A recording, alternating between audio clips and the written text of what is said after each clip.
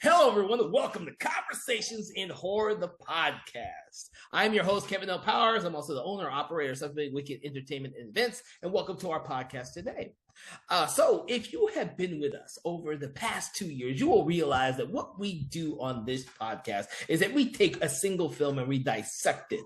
We go through the ins and outs, the critique and analysis, the likes and the dislikes, and every little nook and cranny of a single individual film per episodes in order to give you a clearer picture of what we, as the host of this podcast, decide if the film is good, bad, or ugly. That being said, it is always my pleasure to always introduce a new host with each episode. And before we get to the title of the film that we're going to be talking about today, I would like to thank Nate Hill for joining us again for the show. Thank you, Nate. You're skipping a little bit. I'm introduced, right? Yes. Hi, everybody. Nate, good to rejoin this podcast here again.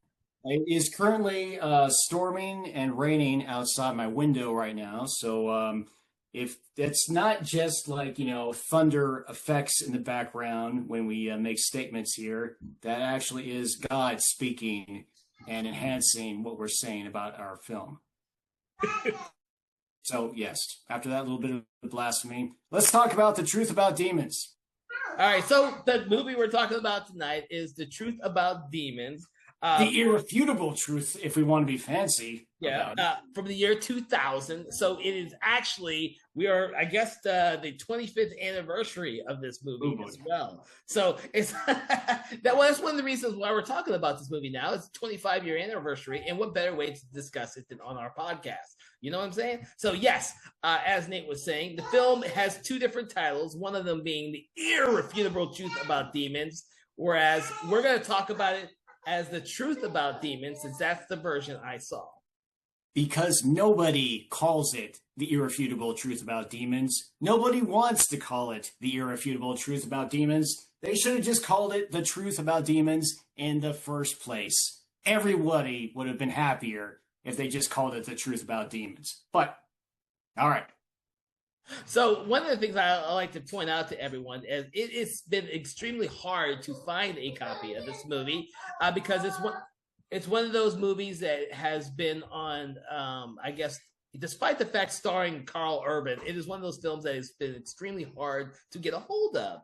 You might be able to get a hold of a VHS copy that was probably used in the video store, but it was really hard. And I had to go to YouTube to find a free streaming version of the movie on there.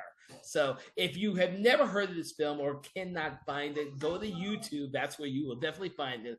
But I did hear that they are doing an actual release of it pretty soon. So, is it a 4K release? I don't know, but I would suspect that anything being released in this day and age would definitely have to at least go 4K, if not better. So that's probably not a good move, to be honest. This is a movie that benefits from a lower grade quality where you can't actually see everything in as much detail as you would otherwise prefer. All right, so to get this started off, that's the type of thing we're talking about. We're gonna. You suggested this movie, and I'm actually glad you suggested because I love new movies I've never seen or heard of before. So tell me a little bit about your background, or what did you first impressions of this movie? The background story of this movie. Well, when you first saw this is the type of movie that when I first saw it, when people normally pass this place in video rental stores, when that was still happening, this is the movie that people would just look at, say, "Oh, that's a good cover." Then they would pass on to other things, But I stopped. I picked up this DVD. I rented this DVD. I paid money for this DVD. I sat down and I watched this DVD. And you know what? At the time, I enjoyed it. I had fun with this thing. I was like, okay, this ain't bad at the time. And then I tried showing it to other people. And wow, um, I've learned that I was the only one who enjoyed this movie. I was the only one who actually liked to watch this thing. And even Dave R. Watkins had a hard time with The Truth About Demons. And that is saying something. It truly is. Yes. Now, to describe this film, go ahead. To describe this film, let me start by reading the plot from Wikipedia here, just to give you a general sense of this film. Okay. Set in New Zealand, shot in New Zealand. Quote, haughty anthropology professor Harry Ballard, played by Carl Urban, receives a sinister videotape showing a cult called the Black Lodge ranting about a demonic plot. As it turns out, Harry's brother Richard killed himself a few months earlier under mysterious circumstances, possibly related to this cult. In any event, the loss has been preying on Harry's mind, sending his relationship with his girlfriend, played by Sally Stockwell, into a tailspin. Meanwhile, a seemingly schizophrenic young woman named Benny, played by Katie Wolf, who has a penchant for lighting sparklers in alleyways for no good reasons, follows Harry around and snatches him from the jaws of doom after he falls into the cult's hands. The devilish leader, LaValiant, played by Jonathan Hendry, apparently has big plans in store for Henry, and soon the protagonist's grip on reality slips as the cult targets him for an upcoming ritual. Now, that actually does a pretty good job of doing the plot. This is not a bad plot. Well, this is from Wikipedia, as I said. You know, I cannot claim credit for this description.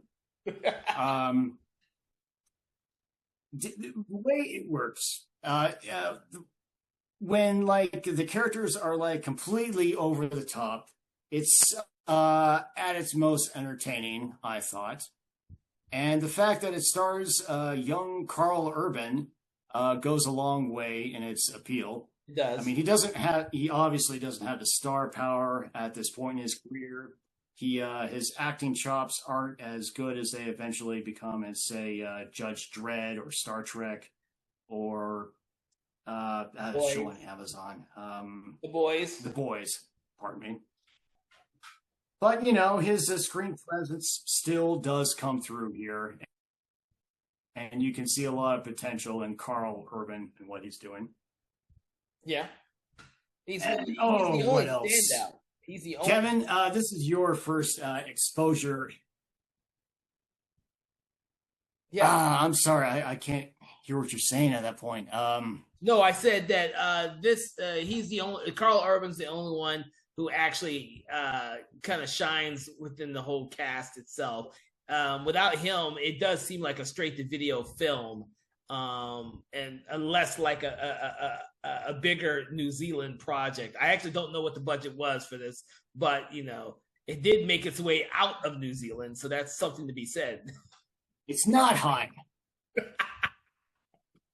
It's not high. It's probably what, $4 or $5, and the no. You know what? I think you sell this film short. The thing is that it's a competently made film. I mean, it gets from point A to point B to point C, which a lot of low budget films can't even do that.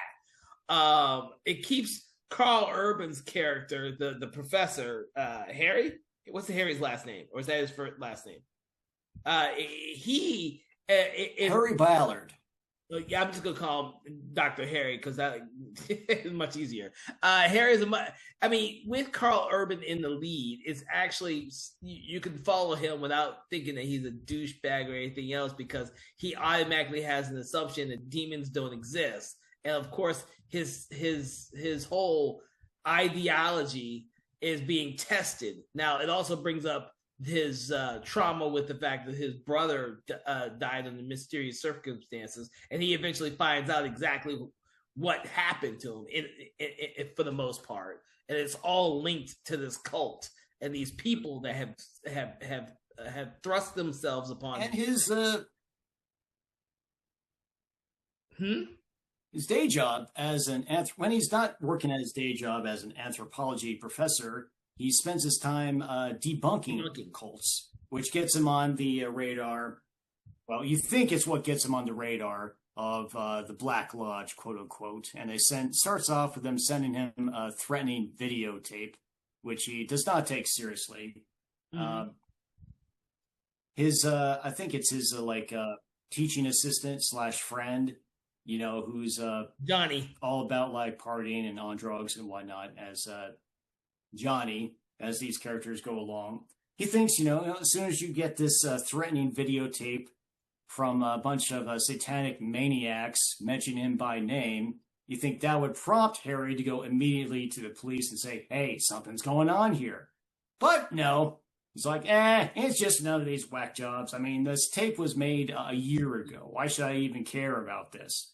Mm-hmm. Which, obviously the way these things go, he obviously should care, but, he's not there yet. No, after he leaves, Well, no, I was about to say that. I'm sorry? No, I was about to say that the whole reason why he doesn't get into it just yet is because he has to be convinced that demons are real. And of course, the rest of the movie is this cult trying to play with his mind, drugging him, and making him think that he thinks or he may actually be seeing real demons and other cultish supernatural things. He can't trust what he sees or what he feels half the time. And it is established throughout the movie that Dr. Harry here has a history with drugs. And some things, there's a point where you start to indicate that weird stuff happening around him may or may not happen, which might say a lot about what kind of drugs are involved in New Zealand, available in New Zealand. One thing I should go ahead and mention right out the gate, though, this is an absurd little film that I still enjoy. Don't get me wrong. But it definitely helps if you disengage your brain a little bit before you start going into this. If you want a movie to do some shots or imbibing other substances while you watch, this is probably a good bet for you. Oh, God. In any case, after Dr. Harry here, he sees this tape. He goes out to his car. He encounters another character named Benny. And Benny is a character. If you can imagine a version of Harley Quinn who has had a rough couple of years and is no longer funded by the Joker, but still pretty wacky. A thrift store Harley Quinn. That's a good way to put it, I would say. No, that's a great way to put it. But the thing about her is she's an odd character because you don't actually know why she's doing all this till closer towards the end. It almost seems as though they just threw this character in for no apparent reason, as though Harry needs someone who believes in everything to help guide him. That's kind of how I saw her character. And then, of course, you figure out at the very end that she has a deeper relationship to some of the other characters that make up the entire story. So it's worth pointing out that Harry and his teaching assistant, they have a history of playing gags on each other. And when you first meet the teaching assistant, he has a mask on and he just jumps out and goes, woo, at Harry to, get him good in this dark school he's been working in. And when Harry first meets Benny, he thinks that she's part of a joke that the teaching assistant is playing on him. And one of the first things Benny does is tries to give Harry this quote magic charm to protect him from demons and Satanists, which turns out to be a note she shoves down the front of his pants. And she tells him up front, the only way it works is you keep it next to your penis or something like that, which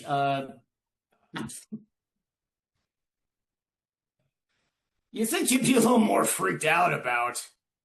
But he's like, oh, it's my teaching assistant playing a joke on me, which is. So I kind of attribute this film closer to another film that we did on the show earlier called John Carpenter's Ghost of Mars, where logic kind of sometimes gets thrown out the window and you just go with the flow because it's really simply to entertain you, no matter how batshit crazy stuff gets eventually. This one doesn't have nearly the charisma of, say, Natasha Henstridge and Ice Cube, but Carl Urban in this film, a lot of shit happens to his character in this one. Yes, it does. It does, in fact. In fact, early on in this film, but I digress. Come to think of it, some members of the satanic cult, if you replaced like their dialogue with like garbled speech, they could almost pass for extras in Ghosts of Mars. Oddly enough. But after early on in the film, after Harry meets Benny, but after Harry encounters Benny, and he finds that like somebody has like plugged up the lock to his car with super glue. He encounters members of the Black Lodge for the first time. And these guys, wow. In this world of the truth about demons, there is nothing subtle about satanic cults. No. These guys are they look like they're all into S&M. And everything is completely over the top. They're all screaming most of their lives. The first guy you encounter with like the piercings, the tattoos, and the shaved head, he looks kind of like a joke at first, I thought. This is a wacky guy who's way too into body modification and shopping at Spirit Halloween every year. Yeah. But, they grab him with a couple other members of the cult. They drug him. They take him into this like warehouse / torture factory that the Black Lodge has set up in. And this place, as they're dragging, the drugged up Harry through you see like people getting slaughtered and like tortured and blood spurting out onto plastic curtains. Harry passes out. They put him in like this locked room, and when Harry wakes up, he finds out he's chained to the floor with his collar around his neck, which was not really an effective imprisonment, to be honest, because Harry is able to get out just by yanking on the chain really hard and ripping out the floorboards. And he managed to duck down into the floor just before the satanic cult members come into the room and see him escaping. And this is probably my favorite line that ever comes out of the mouths of the satanic members. And in my way of thinking, it tells you everything you need to know about these Satanists. Because while Harry is crawling under the floorboards, getting away, one of the satanic cult members, he sticks his head in that same hole and he screams at Harry. I think it was, slave, get back here so I can hurt you. And if you can imagine the type of character who says something like that, you pretty much have a good idea of what these satanic guys look like. And on top of that, you would think the logical thing to do would be to follow Harry under the floorboards, crawl after him and grab him, drag him back to the torture warehouse. But no, that's not what they decide to do. What they wind up doing is taking a chainsaw, cutting into the wooden floorboards, and pursuing Harry with the chainsaw, which is not the most effective way to do it. All Harry has to do is just like move to the side to avoid it. But it's just an intense, over-the-top little scene there, and it cracked me up at the time.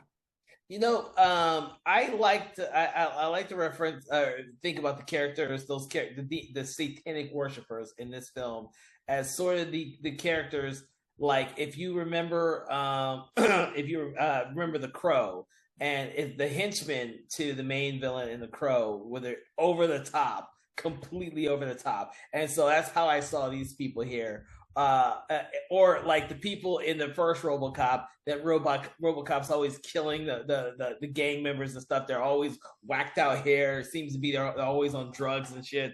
And that's how I saw those characters. I saw they're so over the top, drugged out, crazy people that it fits the tone of this movie because it's so batshit crazy at certain moments.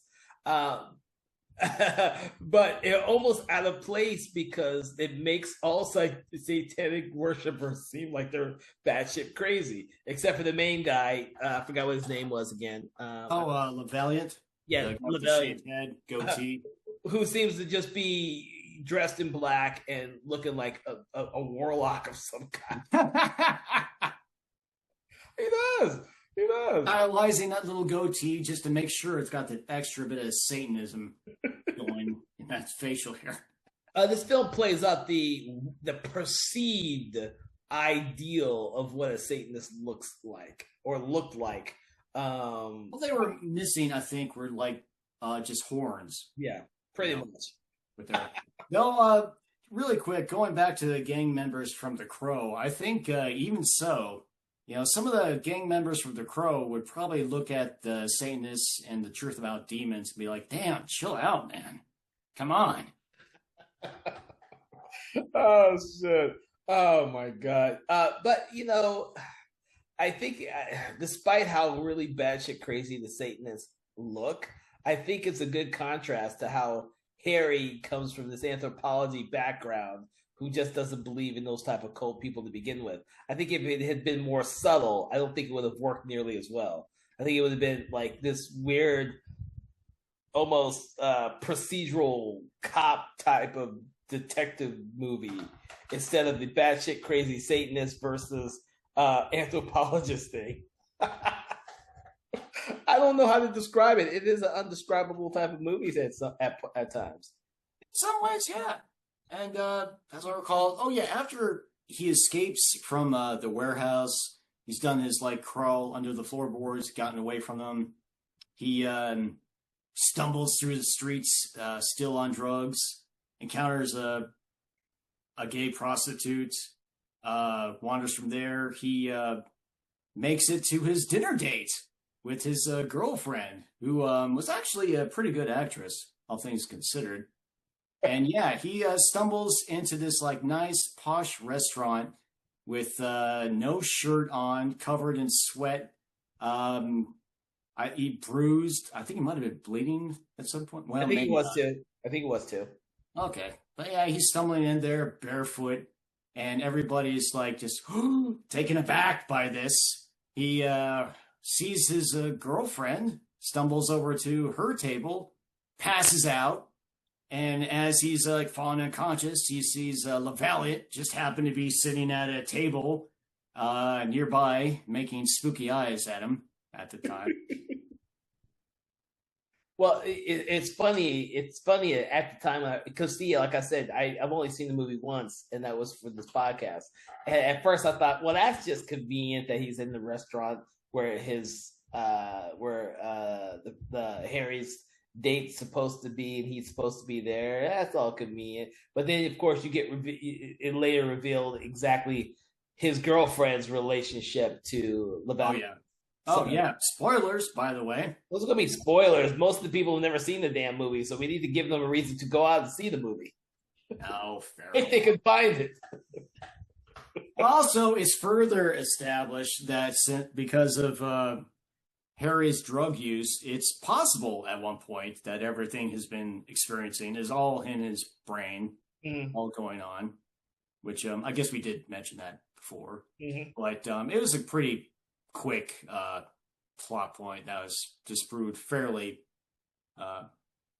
after it came up. No, that's fine. But Oh, let's see. Yeah, after the restaurant, goes to the hospital, encounters like, wow, New Zealand cops must be dicks because those guys did not take him seriously, did not treat him well.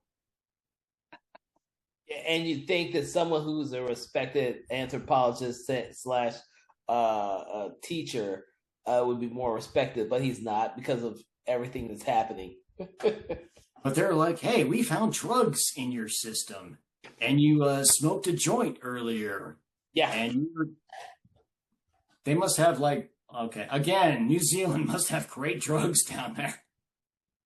Yeah, well, and the drug usage, the hallucinations, they all play a part in the film because you're as a viewer watching this for a good amount of time, you're trying to figure out whether or not a lot of this stuff is in his head or not because you see the demons, but are they really demons or is he just seeing this shit because the drugs are not completely out of the system? And LaValliant's using that for his own purpose, which you don't learn until later on. I mean, there's a whole bunch of shit going on in this movie. It's not like despite its style, it's not a dumb movie with dumb characters. It's an arguable point. But, I enjoyed this film. I actually, despite my encounters with trying to show it to other people. And Kevin, you might be the first person I've talked to about The Truth About Demons who also enjoyed this film, actually. I enjoyed it more than I thought I was going to enjoy it, but that's because I had no expectations going into it. And I've seen other New Zealand films too. And the thing is this, with the exception of maybe the Satanists being portrayed as extremism in the film, I like the concept of the film because it eventually is trying to showcase a person who is a complete non-believer and a debunker being forced to reconcile those ideologies with the fact that demons do exactly exist. And if they had not done the more supernatural ending to this film, you could have played up that it could have all been part of the drugs and the stuff that he was being fed by LaValliant. Until the very end, when they more or less says you've got superpowers. I was like, man, the demons aren't real. They are feeding you a bunch of drugs that are fucking your brain up, and you are just barely getting through. But then they do that thing, and I'm like, oh shit. That's about the only thing I didn't like is when they try to do that shit that he can. I think at the very end he brings some bug back to life or some shit. I can't remember. I was like, oh, fuck. Oh yeah. There are encounters with bugs and Carl Urban throughout this film. In fact, Carl Urban had a lot of self-control when it comes to New Zealand cockroaches. I got to give him that. He does things with those roaches I don't think I could have done. Yeah, I don't either. I really, really thought that the scene where the roaches are all over his face and his mouth and stuff, that did take me by. That was like, oh, that put me off to the side there a little bit because I really hate cockroaches. And so that was like a moment for me watching the movie. And then, of course, the bug at the very end was like, dude, I liked the concept that everything that these Satanists are doing to him is feeding him these hallucinogens that are making him believe things that aren't real. I love that concept. I think by the time you get to the end and they're they added the real supernatural shit, I was like, oh. But thankfully, I was like, oh, man. But thankfully, that's only like the last, 10 minutes? Well, 15, 20 minutes of the film. Because I'm trying to figure out a good time to kind of, I'm going to say it right now, so this might be a little spoiler even for you, and we're jumping ahead. But even the scene where he's purposely reaching into his own chest to pull out his heart, all that stuff could have been symbolic and hallucinogenic at one point. And the way it's edited, it does and sometimes feel that way. It's not until he's like making the bug come back to life. And it's like, oh, shit. Nah, I like the idea that it's all in his head. Kind of like what they did and the serpent in the rainbow. All that shit isn't real. It's all part of the drugs that was being fed to the main character, and what he's seeing is not real. Or Jacob's Ladder, which deals completely with perceived reality and hallucinogens and everything like that. I like that. I love that concept. I don't like it when someone wants to wants to solidify that there's supernatural shit. Jacob's Ladder has one of the greatest endings ever. When you don't know really, it's an ambiguous ending. It's a really ambiguous ending, and you just okay. I have not actually seen Jacob's Ladder yet. That's why I'm not going to tell you it. Well, okay. Not the remake. Gaping hole in my movie repertoire. Things I've seen. It's one of those films that I just can't seem to get around to watching. But it's absolutely brilliant.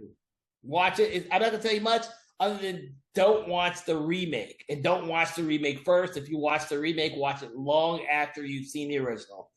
I've heard this, actually. Yeah, they tried their best, but you can't replicate what that fucking original film did. But I love those type of movies that play with your perception of what's real and what's not. It's one of the reasons why I absolutely love The Serpent and the Rainbow. Once you're on the drug, that the zombification drug, the Pokemon, I can't. It's a drug that the main character goes after. I think it was called Zombafil or something. Yeah, I can't remember. Marketing department wanted to call it Zombafil or something dumb like that, but. And I've read the book that the movie's based on. No, because the book is the nonfiction book, but the movie takes a lot of liberties. Like it literally just takes the concept and then goes off on its own little tangent. But that's perfectly fine because I enjoy the book and the movie. So, quick story about Jacob's. The Serpent and the Rainbow. I understand it was the first movie that Hollywood tried to film in Haiti, and it was the last movie that Hollywood tried to film in Haiti, because their experience with Haiti was not a good one. Yeah. But yeah, I can see that. I can see that they tried. Also, Wes Craven directed it, so. He came up roses with that film, despite all the complications that he was faced with on that. I've read some of the stories. I've not read all of them, but I've read some of the stories. But getting back to the Truth About Demons, the thing about this movie is it plays with your perceptions of what could be real and what is just in the main character's head, Dr. Harry's head, for a very long time. Fair. And it should be mentioned that it's revealed that the main reason the Black Lodge is going after Dr. Harry here is that he has this, quote, vague power inside him that the cult leader LaValliant wants for his own. That doesn't really, they don't really get it into that so much until later in the movie. But this power apparently does allow him to rip open his own chest, teleport his heart around, and resurrect insects. Yeah, I know. I was like, okay, so he opens his own chest up, pulls out his heart, a second heart. The Black Lodge, they're the first ones that take his heart. They take his heart, and I was like, that's some crazy shit. Is this supposed so he can live without his heart at the Black Lodge? It turns out that Harry is surprisingly mobile without his heart. Yeah, and that's part of the reason why I kept thinking a lot of this movie was like a perception of not reality, but of some type of hallucinogen of some type until the very, very end. So I was buying into the whole movie with no problems. And I'll still buy into the movie because I've seen plenty of movies that ruin the ending with a stupid reveal. But I did a podcast earlier about High Tension and the fact that the ending for that just has. Oh yeah. Yeah. So we've all watched movies like that has stupid reveals. or changes to the basic concept of what we've been watching the whole film. I think it was perfect. I think it was fine to have all that weird shit at the very end of this film.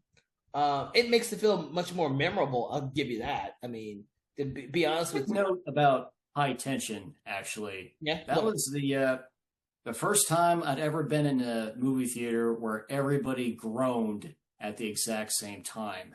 Yeah. That one plot point was revealed. It was like the entire theater went, "Oh no!" Yeah, just like that. They did it. They did the same thing when I saw it too. When I saw it in the theater, and the ending has grown on me because I've loved everything else. Like the 90% of the rest of the movie for the longest time, I absolutely loved. That last 10%, I hated. But after reading more about it and talking in interviews with Alexander Aja, the director, I was like, okay. And so now I'm much more forgiving. I had to do the same with Jacob's Ladder too. When I saw Jacob Ladder, I thought at the theater, I was too young to appreciate that movie. I hated that movie when I was a little kid. I saw it at the theater when it first came out. I was too young, way too young to be seeing Jacob's Ladder. I was like, dude, what the fuck did I just watch? I want my money back. I did not get it. It was weird, blah, blah, blah. It was later on after I got older and I rewatched it several times. I was like, holy shit, this movie's fucking awesome. And now it's one of my favorite horror movies out there that I don't always even consider a horror movie. I believe it's that good. It's one of those movies where I tell everyone you should definitely watch this movie. It is a mindfuck of a movie, but it's so brilliantly executed that you can't help to love it. The movie that explains almost everything about Kevin Powers. I don't think there is a movie to explain it. If I was to tell people my 5 favorite movies to watch on repeat, they would say your thing is so fucking skewed, dude. Like you have like these crazy fucking movies. They're not even similar. No, but I can watch them all the time, no matter how many times, and I'll never get bored. And I'll never say that they are horrible movies. I'm like, I'll have to do it. We'll have to do a show on that. 5. What do you call those? What do you call those type of movies? Guilty pleasure movies. Oh yeah. I have to do guilty pleasure movies and wonder why people will ask us why we watch these films. Do you watch this film? You love this film. Truth About Demons is a guilty pleasure movie. I know intellectually this is a rough experience for many people, but one that I still enjoy. You know what? I say the same thing about Evil Dead 2, which I think is a flawless movie, but you all know it's not a good movie by any stretch of the imagination. It's not a good movie, but it's a great movie I can watch a billion times and keep watching it. And I just saw it again like 3-4 months ago. I think I probably watch that movie 2 or 3 times a year, and I never get bored of that movie. Never. I think that film might actually be a little too drawn out at times. See, it might be. There's a tighter cut of Evil Dead that could be made. Yeah, see, but Evil Dead, the first one, I don't go back and watch it often. That was, for me, that was too serious and too straightforward of a horror film. Evil Dead 2, on the other hand, I have so much fun watching that every time I see it. And then, of course, I absolutely love the musical too. And the musical, the musical is borrows from all 3 movies, depending on which version you've seen. And I just love the Evil Dead 2 and Army of Darkness. Army of Darkness is also not a good movie, but hell, if I can't watch it a billion times and never get bored. Everybody loves Army of Darkness. Dude, film. I was one of the only 4 people who saw that movie at the theater, dude. I literally. Nice. I saw it on the weekend it came out. I begged my dad to take me to go see it. He sat outside after 10 minutes of watching. He said, "What the hell is this?" I could see it on his face. He didn't know what he got into when he was taking me to see this movie. He literally walked out the theater, and I didn't see him again until after the movie was over. I like, dude, I know there are people. Yeah. I know. Did the Pit Witch drive him out? My father was an action and Western guy, and when I took him to go see that, dude, he was out. He was like, dude, I don't know what the hell my son just took me to go see. Yeah, no. I remember that. I remember certain movies like that with my dad. My dad was like 10 minutes in, he'd walk out. I knew I had taken him to go see the wrong movie, and he just always took me to the movies I wanted to go see. You know, that's Yeah. not, that was great. I grew up with great parents, but you know what? I'm pretty sure neither one of my parents would have taken me to see The Truth About Demons. I doubt that. I'm sure it was in a couple theaters in New Zealand, but I would be shocked if, well, maybe there's a, well, okay, maybe it could have been in a couple theaters. Yeah. You Keep know, in mind that here in the United States, when it's a foreign film like from New Zealand, it may get into like the major markets: New York, L.A., Chicago, Atlanta is one of the major markets. We get a lot of smaller movies here that don't go all over the place. It'll probably make it into those, but then you won't see it again. I mean, when you look up the figures for these movies and they make like $300,000 at the box office, that's essentially what happens. They just get small little releases and then go straight to DVD or VHS, whatever was float your bubble in the year 2000.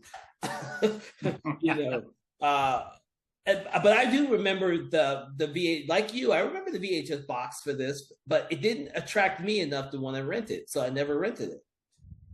I never, because I remember it as soon as I saw the poster for when you wanted to do this podcast on this movie. I was like, oh, I've seen that poster before. I had no interest in it whatsoever. huh. I guess it says a lot about the poster design that it's stuck in your brain for all this time. It does, because I watched a lot of crappy movies back then, based on the poster art, and then I remember seeing the poster art for this, but it didn't draw me in. And even though I would go back to video stores and rent movies after okay, I've seen everything here, seen everything. Oh, I haven't seen that one, but that one still doesn't look interesting to me, so I just skip it again. That's pretty much how this movie was. And as much as I like Carl Urban, I've never come across this movie as being one that he starred in, or I would have already seen it before now. I like Carl Urban. I never knew about this movie that he was the star of this movie until you told me. I'm sure everything else has been his career, I'm sure, has overwhelmed knowledge of this movie out there. He probably half remembers this thing. Oh yeah, I was in a bad place when I was making that movie, man. You know what? It was only 25 years ago, so I don't think he was that bad of a place. I think what happens is, you do these movies before you make it big, and obviously he made it really big, and then you forget about him. And most every actor worth their grain of salt has done a low budget horror movie in their filmography that they would rather not mention. How many times do you hear Leonardo DiCaprio mention that he was in Critters 3? Never. He doesn't mention it. I don't think I've ever actually seen Critters 3. First two, yeah, not the third one. Most people have never seen it. Most people I'm sure what's her face from Friends would rather forget that she was in Leprechaun. Leprechaun, which is a cult movie now. She can't live that one down. You just don't bring a picture of Leprechaun for her to sign. Oh. Wow, that would be amazing to do that, actually. Oh, Jesus. But, there are so many great actors who came from horror movies. I mean, Jack Nicholson in The Terror. Do you think he's going to be signing pictures of The Terror? Probably not. I have no knowledge of this movie called The Terror. Roger Corman movie, The Terror with Boris Karloff. I don't know. Nicholson is so young in this old ass horror movie. Oh my God! You're much more of a Hammer fan than I am. I'll tell you. Well, the Terror is Roger Corman. Corman, excuse me. Oh Jesus! So everyone out there listening, Nate is not one of our main horror guys. He's watched some of these horror movies, but he's kind of like our guru for lots of other stuff. So the comics and the novels as well. Yes. So forgive him if he doesn't have such a rich and textured history of horror culture and everything else. But that doesn't mean that he will not bring up a gem or a film like Truth About Demons, because without people like him, I would not know these films are even worth talking about. I would because without Nate, we probably would have never even bothered to put this film on our slate. But it is the 25th anniversary, so it's a great opportunity to take a look at it. So if I never mentioned it, it would have remained a bit of art from the early 2000s stuck deep within the recesses of Kevin's subconscious. You know what? Never really resurfaced. The thing, Nate, I do love talking about these rare old films that have been forgotten, or because the thing is, us horror fans out there sometimes forget that there are these great little gems of movies out there, and that need to be reassessed and reevaluated, and hopefully they become cult films.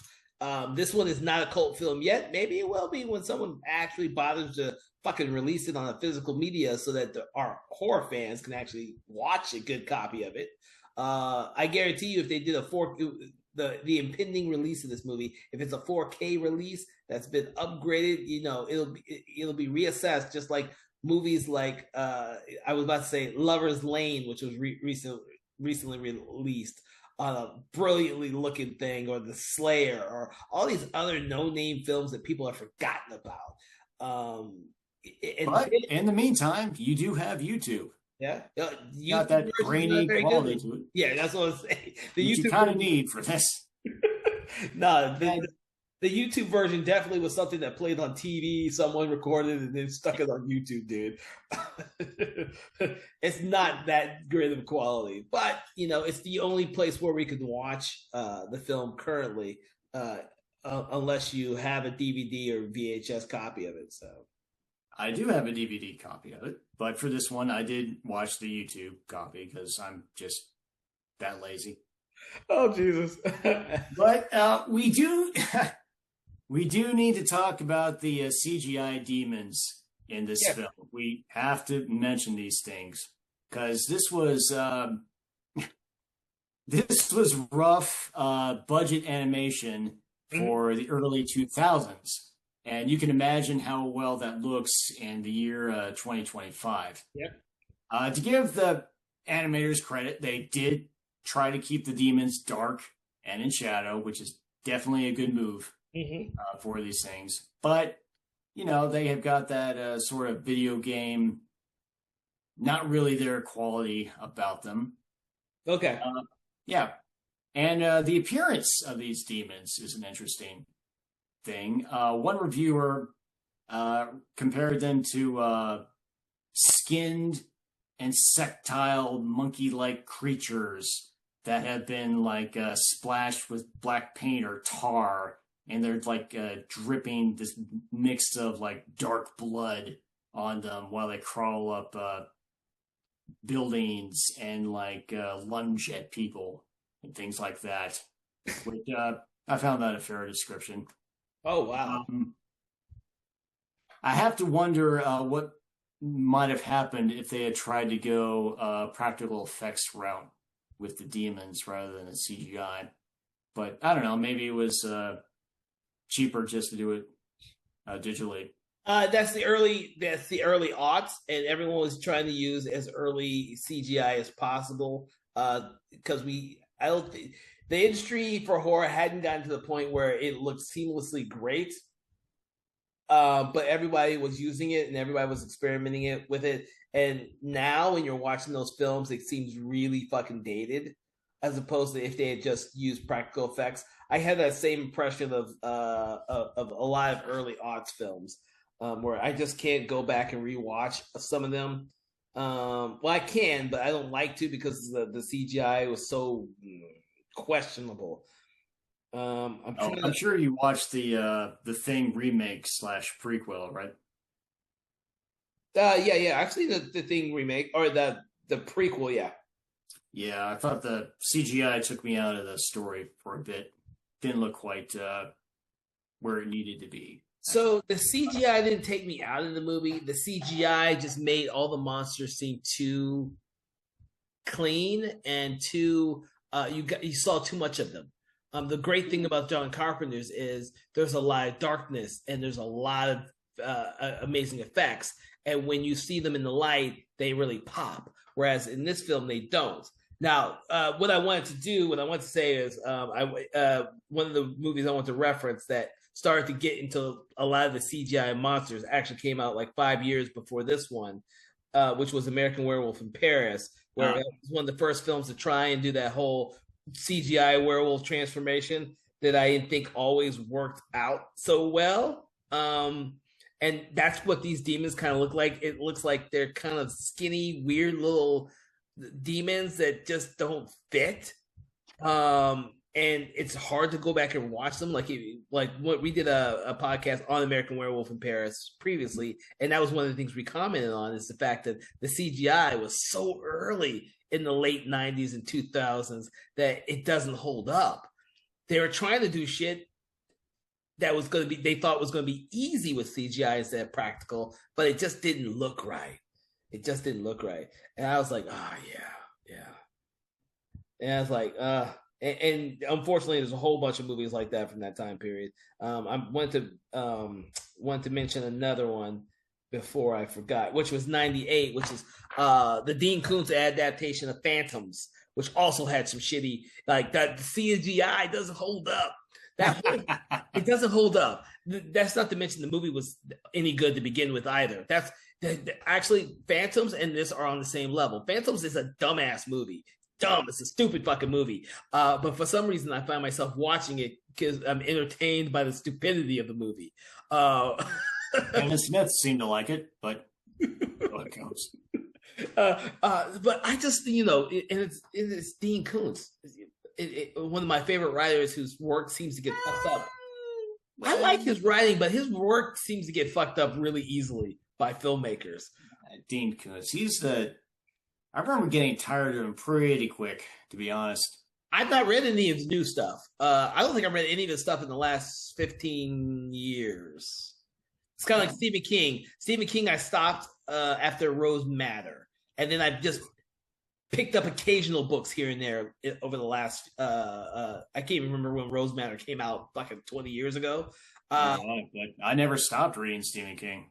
So Rose Matter was kind of like the last one I read as they were coming out, and then I stopped until 3 years ago, and I started getting back into them by listening to a whole bunch of audiobooks.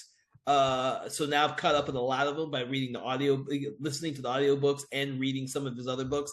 I've gotten pretty caught up. I'm sorry that I took a break because I missed out on so many good ones.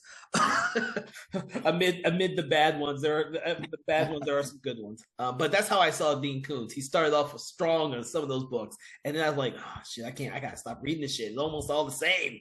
Fuck, my brain's getting fucked up. So I had to stop reading him. I've not gone back to him though.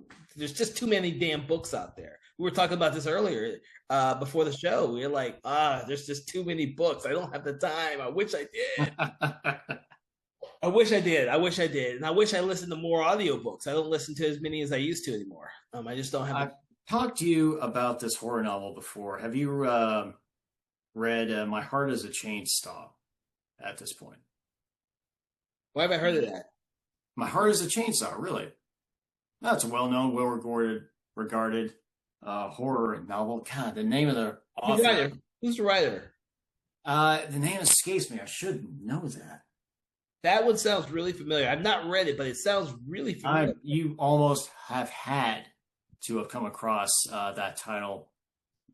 Hang on. Let me look this up really quick. So everyone, we are taking a quick detour just for that. But as we take this detour... okay, Stephen Graham Jones. Yes, thank you. Yes. I think I may have that book, actually. I just haven't read it yet. Okay. As a horror fan, as a slasher fan, you are going to appreciate My Heart is a Chainsaw. He's a great writer. I'm sorry? He's a great writer. I think I have that downstairs. That's why it was so freaking familiar. I was like, dude, I think I have that. I have like 3 or 4 of his books I have not gotten around to reading, but I've read like 4 or 5 of his books already. I love his style. So I have not. I went on a buying fringe like 2 years ago. Maybe it was you who told me about him, and so I picked up his book and I said, dude, this shit's awesome. And I picked up like 3 more and read those and like, this is great. And then I picked up like 4 or 5 of them, and then I haven't had to sit down and read the 4 or 5 I have. I think I have that one though. Um, As I said, you're gonna like it. well, yeah, you pushed me onto several good authors that I picked up, and that I wish we wish there was enough time in the world to do podcasts on everything, because then we could do one on books. But the thing is, to do a podcast of books, we all have to reread books constantly, and I don't have time to reread that many great books. uh, But as long as we got through all these different tangents off of this, off of the Truth About Demons, is there anything else you'd like to tell everyone about Truth About Demons? Because we touched upon everything, including the director of Truth About Demons. He went on to do a movie called Perfect Creature, which vampire movie. Yeah, yes, it was. And he also did a more recent film called The Deadlands, which I enjoyed, and I would recommend taking a look at. I don't think it's a period piece about I think they're called Maori warriors in New Zealand. Yeah. Yeah. I don't think I've seen that one though. Yeah, I've seen Perfect Creature one. I think I have that downstairs somewhere. I've never seen Perfect Creature myself. Yeah. I have it downstairs. I can't remember why I got it, but I do have it downstairs, and I watched it, which is funny because I guess I didn't go back to try and look at the other films he did, or I would have noticed about Truth About Demons. I'd be curious if they have that credit on the back of the Perfect Creature DVD and see if they had a plug for that on there. But we all know what Carl Urban went on to do. You know, he became this huge deal. He Judge Dredd, Star Trek, The Boys, of course. The actress who played Benny, Katie Wolf, she later became a producer and director in her own right, as well as continuing to act in projects down in New Zealand. Mm-hmm. I'm not familiar with the films she did. No, I haven't. Yeah. She directed a 2010 film called Kawa and a 2017 film called Waru. You know, all New Zealand films. The actor who played LaValliant, actually, he had a long career doing a lot of TV roles, including 2 episodes of Xena, Warrior Princess. And oddly enough, 53 episodes of a kids show called Johnson and Friends, which I had never heard of. But apparently this is about a pink stuffed element getting into adventures in a messy kids' room. Saw pictures from it. It looks like this very light, fluffy, cheerful thing. And apparently the lead satanic head of the Black Lodge is playing a character on that thing. So, okay, he's had a very varied career. Okay. With that. Well, I want to thank you, Nate, for instilling us with some of this information about some of the other actors that participated in this odd little film called Truth About Demons. As you well know, for every episode, we like to now rate the movies from 1 to 5 stars, 1 being poor, 5 being excellent. Where on the spectrum would you place Truth About Demons? Oh my God, I'm not sure if I can rate this film. As much as I did enjoy watching this thing, I also know, on the other hand, okay, I would recommend it to horror fans and horror fans exclusively. If you all your friends who are the normals, you know, don't show them this movie. Don't bother mentioning it to them.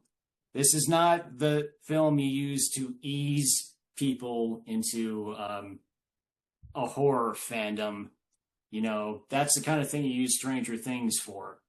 Truth About Demons, you know, this is like a couple years down the line after they progressed from Stranger Things to, I don't know, Scream, and then later Hellraiser.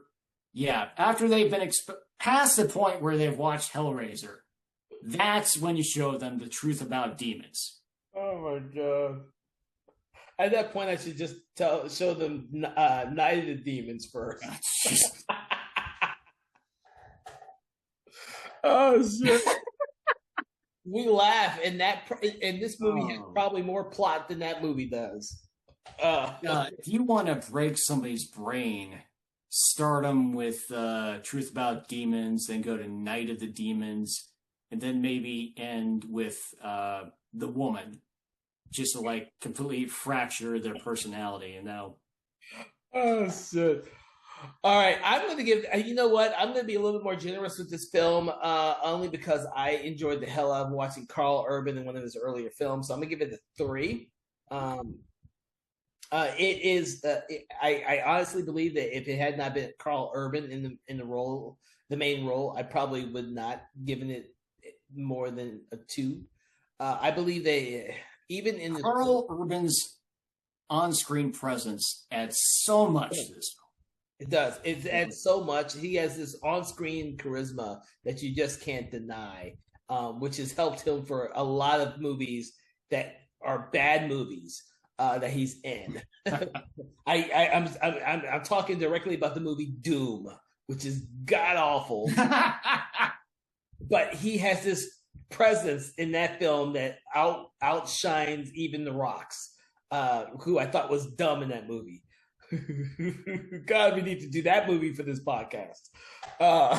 Doom, man. We're gonna have I'm gonna put it in everyone's head right now. We're gonna have a video game horror themed month at some point, and we're gonna come up with the Resident Evil and Doom and Silent Hill and all those other ones, because video games are also, been adapted to horror films, and we'll end it all with the 90s Super Mario Brothers movie. Oh my god. Oh, okay. So I want to thank you, Nate, for joining us on this episode of Conversations in Horror, the podcast. From everyone here at Something Big Entertainment, I wish you all a great day. Make sure to check out the podcast every week at 8 a.m. on Wednesdays, on your favorite podcast app, Spotify, YouTube. Make sure to subscribe so you never miss an episode. And also, when you have a time, check by our Patreon page and check out our sister podcast, Conversations in 4Color, which delves deep into manga, comic books, and graphic novels. From everyone here at Something Wicked Entertainment, have a wonderful day, and make sure to check out the truth about demons. Irrefutable truth about demons. Conversations in Horror is a Broken Lighthouse Pictures production, written, produced, and directed by Kevin L. Powers, executive producer Kelly A. Inoka. All contents and material from this episode of Conversations in Horror is copyright 2025 Broken Lighthouse Pictures.